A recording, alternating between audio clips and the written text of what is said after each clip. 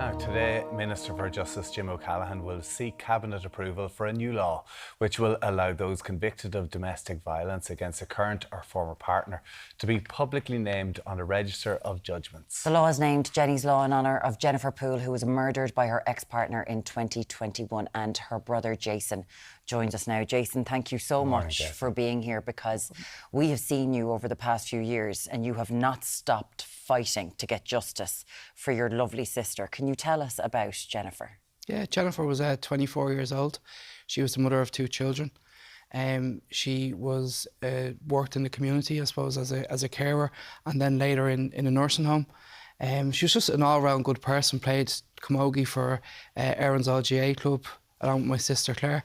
You know, she was just an all-round good, honest, hard-working person that everybody knew. You know, you wouldn't walk through Finglas Village without Jennifer stopping to talk to every single person. Or then she learned how to drive the car, and you used to hear the car with the music before you'd actually see it. You know, so she was one of those just people that you could rely on and never look for anything back in return. You know, she was a giver and always put everybody else ahead of herself, you know. Of course, she was a mother as well. She was the 2 children, yeah. And unfortunately died due to domestic abuse from her ex-partner. Listen, it's the most horrific story, and you've been fighting, as Myrna said, to try and remember her in the right way. And today we will hope to see that by Jennie's Law coming into government through Minister for Justice Jim O'Callaghan. Can you tell us what this law will entail? Yeah, I suppose when we went through the court process and we realised that Gavin had so many previous convictions, one for domestic violence where he'd done time in prison, I suppose we kind of reflected as a family and was like, well, how would Jennifer have ever known about that? And there is no system for Jennifer to have known, or any of those victims who have died at the hands of violence against men, or indeed victims or survivors of domestic violence. So we kind of put a policy or proposal together for government at the time, and my local TD, Paul McAuliffe, and Senator Fiona O'Loughlin led the meeting, and a lot of people were involved, including Jim O'Callaghan, in looking at this a little bit more. We've got now, nearly 4 years later, a bill going to government today, and the bill really is that will create a domestic violence register in Ireland, where if you have a conviction of domestic violence, that the proceeding judge in the court on that day will, as part of the process, be able to put the perpetrator on a domestic violence register. That register will be available online on the courts.ie's website. You'll be able to put information in, and it will give you the full court proceedings. It also there to protect, I suppose, victims, but also takes the blame away from a victim, where the victim is not the one putting the person on the register, it's the judge in the court. So there's a lot of supports around for the victim as well. And it creates a space where, you know, these situations or these trials are being heard in public.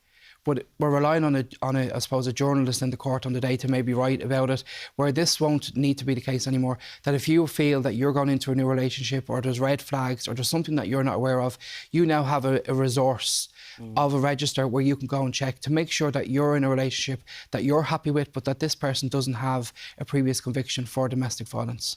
Because Jennie was her ex-partner who murdered her, he had a previous conviction. Yeah, he'd done time in prison, and when Jennifer went into the relationship with him, he told us and her that he had been living in Spain for 2 years, when in actual fact he was living in Mountjoy prison and was just after being released from prison when he got into the relationship with Jennifer.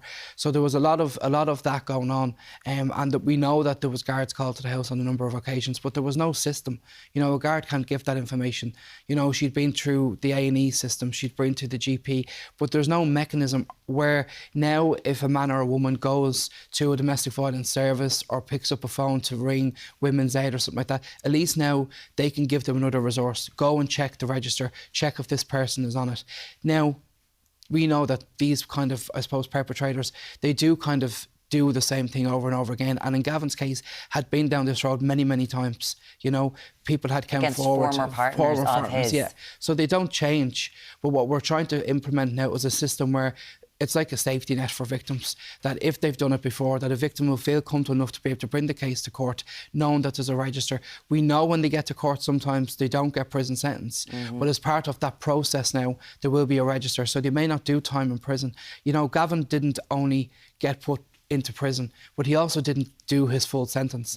If he had done the full sentence, he would have never met Jennifer initially. There's talk about this bill in terms of the scope of the convictions of domestic violence. What will be on this bill? Yeah, the bill is going to Cabinet this morning, and I suppose when we started off with Jim O'Callaghan and the government, we really looked at domestic violence as our area, because that was our area of, I suppose, loss. But the bill goes further to look at murder, manslaughter, assault, rape, coercive control, suffocation, endangerment. All of those things are included in the bill. So if you are now convicted of one of those offences, you will also appear on the register. Like, for an example, if you're a murderer, you'll go in and you'll do your time in prison. We know the average life sentence in Ireland is 22, 23 years. When you come out, it's probably a little bit easier to find out if you're living with a murderer, because you may be able to Google their name, but you weren't able to Google someone who had committed a domestic violence offence. Yeah. But it will look at all of those, and all of those people will be named on the register.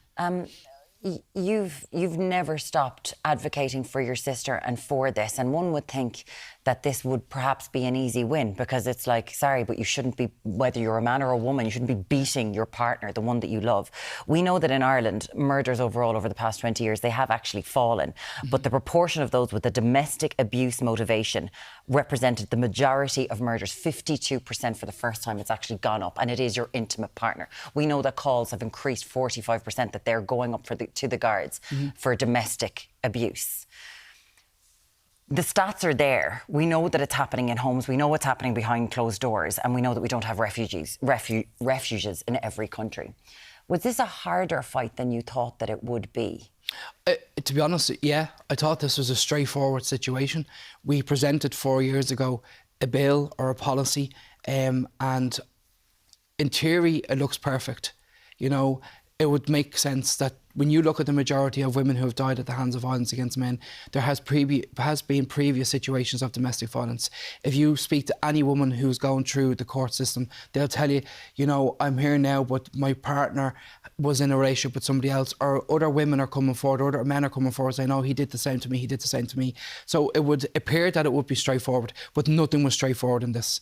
You know, it was constant battle for 4 years, having to, you know, do the likes of these programmes in the morning and just constantly speak about your sister.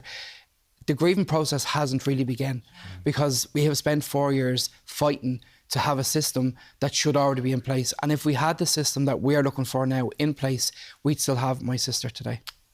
And I suppose for your family, having this law recognised as Jennie's law, is that a way of honouring her and her memory? 100%, and that was from the very get-go. It was, we want this named in Jennifer's memory. Yeah. Jennifer was failed by our system, both the justice system with not having legislation, but also the system of the courts that allowed a perpetrator to be released early. So for us, having it in her name will be a constant reminder to us that she didn't die at the hands of violence for nothing, but also for our children, that there's a legacy there, and for the victims and potential victims in the future, that there's something there now to protect them. And on the front of the papers today, you will see the story of Niamh Kelly, who was stabbed 50 times when she was 21 years old by her partner, Josh, who was 22. So this violence is happening everywhere. Jason Poole, thank you so much for taking the time, for coming in, and best of luck when you go into Cabinet today. We really do appreciate it. Best of luck with that, yeah.